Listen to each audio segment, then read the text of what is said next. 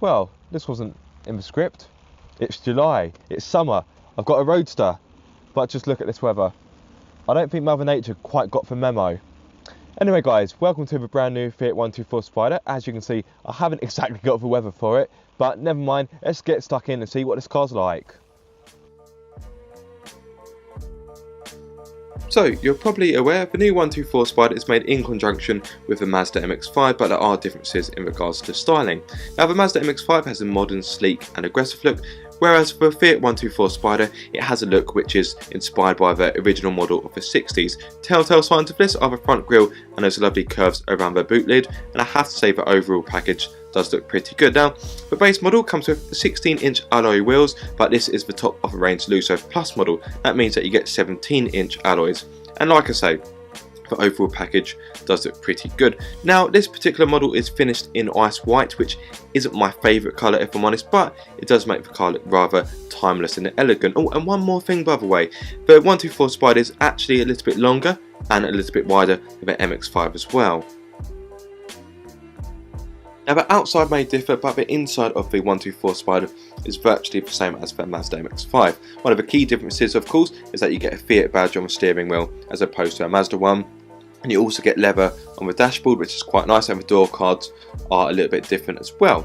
But other than that, the interior is pretty much the same. Now, on the mid-range model upwards, you do get leather seats, and I have to say they're quite nice to sit in and they're very comfortable. With the roof up, it does feel a little bit dark and dingy in here low, but to put the roof down when the weather is a little bit better, of course, it's really simple. You've got a clip here, and then you pop it down, but I'm not going to do it because I'm going to get wet, so let's pop it back on. One thing I do find annoying is that when you do that, the windows go down, but when you put the roof back up, the windows stay where they are, so, and the car's off. There we go.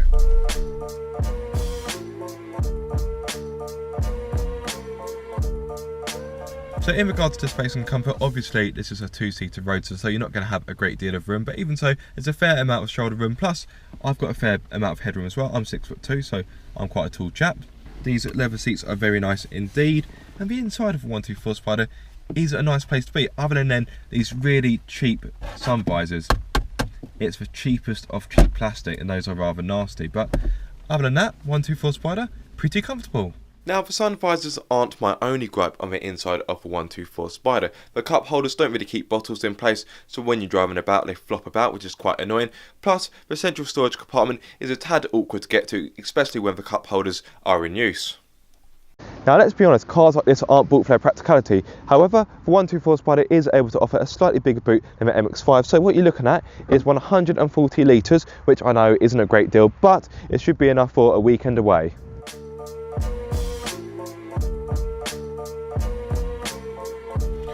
So the 124 Spider is available in 3 trim levels: Classica, Lusso and Lusso Plus. The Classica is priced from £21,050, and this will give you 16-inch alloys, double exhaust pipe, LED tail lights, leather steering wheel, Bluetooth, cruise control, keyless entry and air conditioning.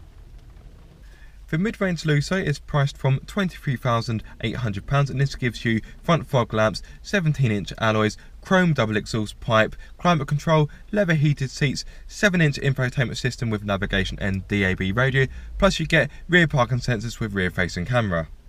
The model I'm in now is the top of the range Lusso Plus, which is priced from £25,050. This adds the Bose sound system, which has got 9 speakers. You also get automatic lights and wipers and LED headlights. So I may be sat in the top of a range model, but personally I'd recommend the Lusso model because you still get a fair amount of kit, plus it's a little bit cheaper, and I can't see any real reason why you'd go from that one to this model, not unless you really want a decent sound system.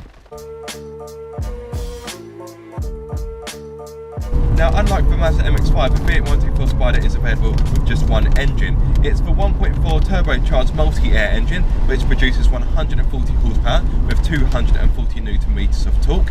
It's mated to a 6-speed manual gearbox, which is very nice to use, but the throws could be a little bit shorter if you ask me. And don't get me wrong, the gear change is nice and slick and it's precise, but I would like the throws to be just a little bit shorter if I'm going to be picky. So the 124 Spider is actually a little bit heavier than the MX-5, but it will still hit 62 miles per hour in 7.5 seconds, which is faster than the 1.5 engine in the MX-5, and it will hit a top speed of 134 miles per hour, which is faster than both the engines offered in the MX-5. So because the car has more torque, it means that it's a better cruiser. So when you're on the motorway, quite a big puddle. So when you're on the motorway, it cruises better. Now, I've not driven the new MX-5, so I can't really do any direct comparisons. But in the MX-5, it's not turbocharged. Both engines are naturally aspirated. So whether you have 1.5 or the 2-litre engine, they're both naturally aspirated. But in the 124 Spider, you do get a turbo, which can only be a good thing. But having said that, I do find sometimes there's a bit of turbo lag. So let me pop it into 5th, foot down. There we go, and then the power starts to come in, and then you start to ride the boost. But having said that, the 124 Spider certainly isn't a slow car. It has a decent amount of pickup, and it is actually really good fun.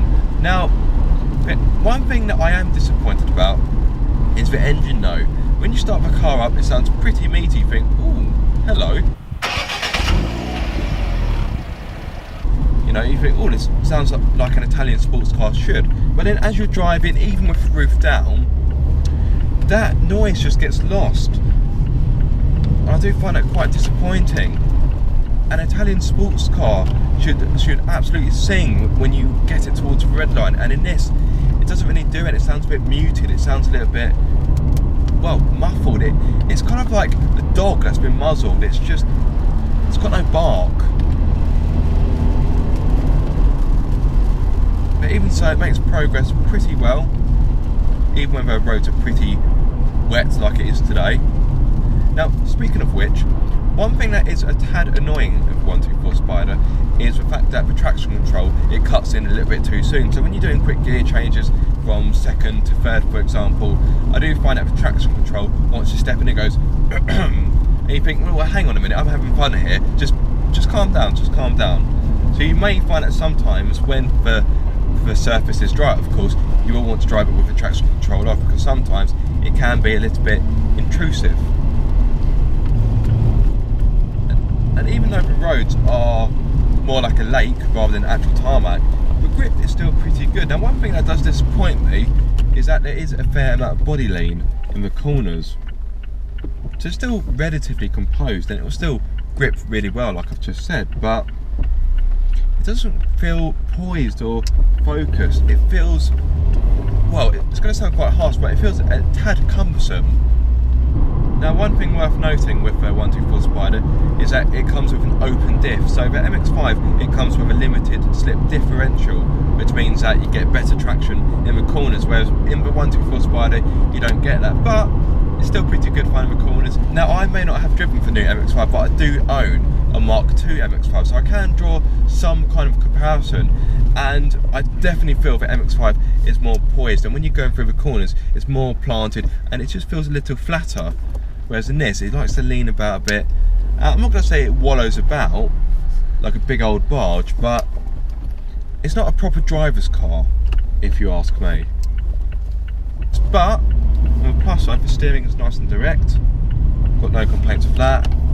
It's quite nicely weighted as well. Pedals are nicely weighted. As I've already said, the gear change is quite nice as well. And you can have fun in this car, don't get me wrong. Now, the car may not be the greatest in the corners because of its body lean, but on the plus side, it does mean that the ride is quite nice and supple. And the 124 Spider, it just soaks up the bumps really nicely. This really is a nice car. Now, I would describe this car as a lovely cruiser. It is a sports car, it is a roadster, of course. Put the hood down in nice weather. But you get a sense that this car will be more happy cruising down to the south of France rather than attacking the nearest B road with all of its might. You can just slip into 6th and just be on your way, really. Nice and comfortable, put on your favourite music. So there is plenty to like about this car. Whether I would personally own one, I'm not too sure. Like I say, I think I'd rather get the MX-5, especially as it's a cheaper car and it's going to be more driver focused. But this is by no means a bad car, and in fact I've really enjoyed my week with it.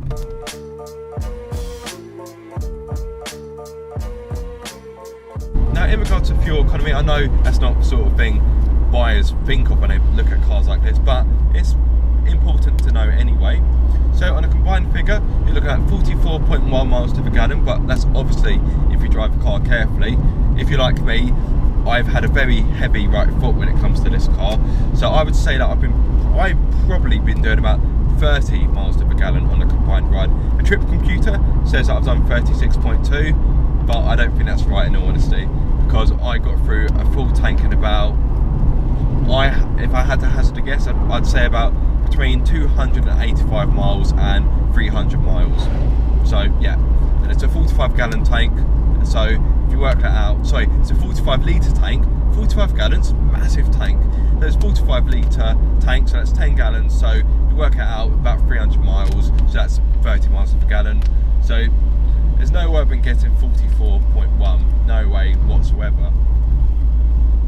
In regards to CO2, you're looking at 148 grams per kilometre, so obviously it's not the greenest engine going, but like I say, that sort of thing doesn't really come into your mind when you look at a car like this. If you buy a car like this, that's kind of towards the bottom of your list, isn't it?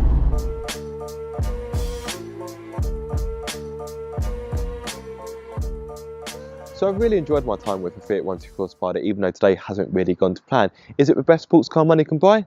No, not in my personal opinion, but it's nice to see Fiat making sports cars again, and for a brand that has made a sports car for quite a long time, they've not done a bad job at all.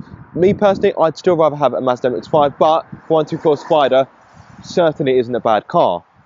I hope you enjoyed that video, guys. If you did, give it a thumbs up and please subscribe for more car obsession.